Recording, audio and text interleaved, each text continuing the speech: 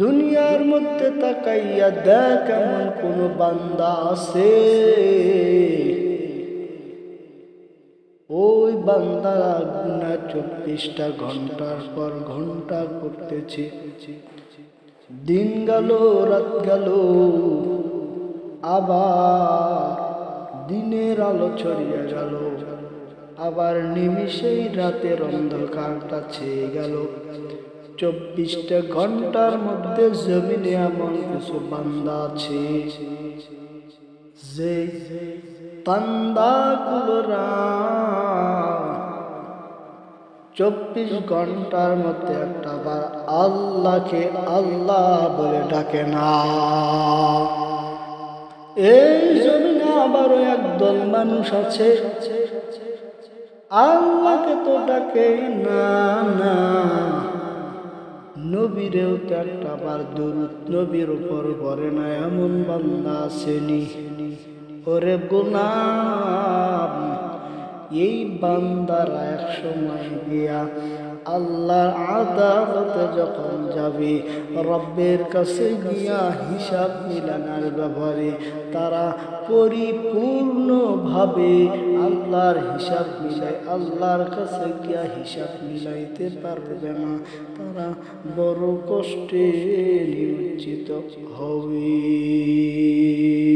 এজন্য শাইখ সাদি রহমতুল্লাহি আলাইহি বলেন, ওরে বান্দা, যে পরিমাণ তুমি গুনাহ করো না কেন, গুনাহটা হয়ে গেল, তাড়াতাড়ি শীঘ্রই তুমি বান্দা গুনাহ করার পরে আল্লাহর কাছে ইস্তেগফার করবা, আস্তাগফিরুল্লাহ রাব্বি মিন কুল্লি যানবি ওয়া আতুবু ইলাইহি, লা হাওলা ওয়ালা কুওয়াতা ইল্লা বিল্লাহিল আলিয়্যিল আযীম।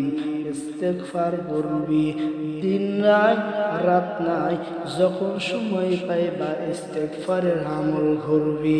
ইস্তেগফারের আমলের এত দাম ও বান্দা, ইস্তেগফার যারা জমিনের মধ্যে অতিরিক্ত করেছে, আল্লাহ বলে বান্দা ইস্তেগফারের আমল করার কারণে বান্দা তোকে মুজিবুদ দাওয়া, ও বান্দা যা কিছু চাইবি আমি আল্লাহ নিমিষেই পূরণ করে দিব। বান্দা, কখনোই তোমাকে আমি অনার্থক ভাবে ছেড়ে দিব না। এটাই ইস্তেগফার। আবার তাকাইয়া দেখ, এই আগামী 2-3 মাস পরে রজব আসবে, শাবান আসবে, রমজান মাস আসবে। আসার পর এই জমিনের মধ্যে কিছু বান্দা আছে, এরা কেউ গুনাহগুলো ক্ষমা করে নিবে আল্লাহর কাছে কান্নার মাধ্যমে। আবার কিছু বান্দা আছে, এই বান্দারা কখনোই তারা পুরা রজব, শাবান, রমজান মাস পাওয়ার পরে গুনাহগুলো ক্ষমা চাইতে পারবে না। নবী বলে, ও কপাল পোড়ার দলেরা, তোমরা তো গুনাহ ক্ষমা করতে পারো না, এত সুন্দর গুরুত্বপূর্ণ সময় পাবার পরে তোমাদের মতো জাহেল মূর্খ জমিনে কেউ না।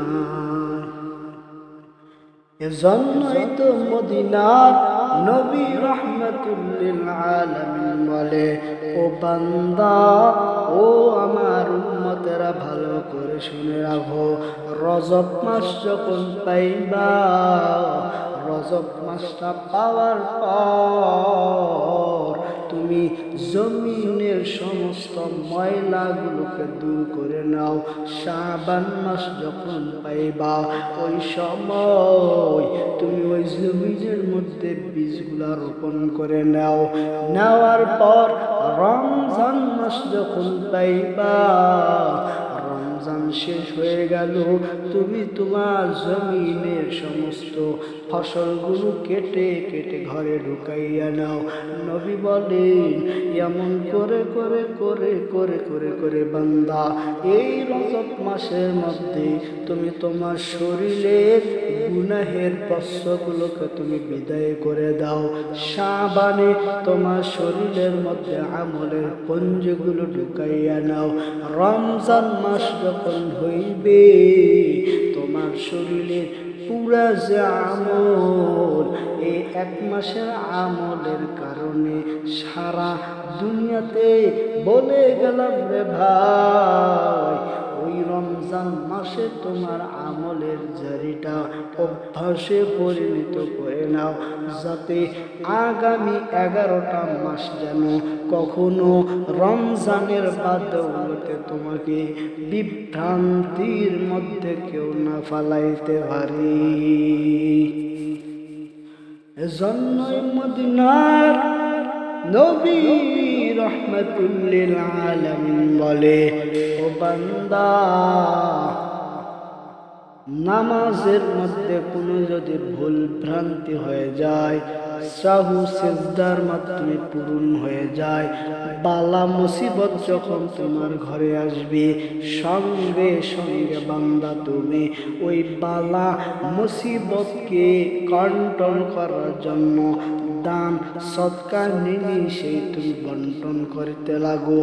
আবার রমজান যখন আসবে, তোমার শরীরটারে যদি সুস্থ থাকাতে চাও, সুস্থ রাখতে চাও, পুরা রমজানের রোজাগুলো করে নাও, তোমার শরীরের যাকাতগুলো আদায় হয়ে যাবে।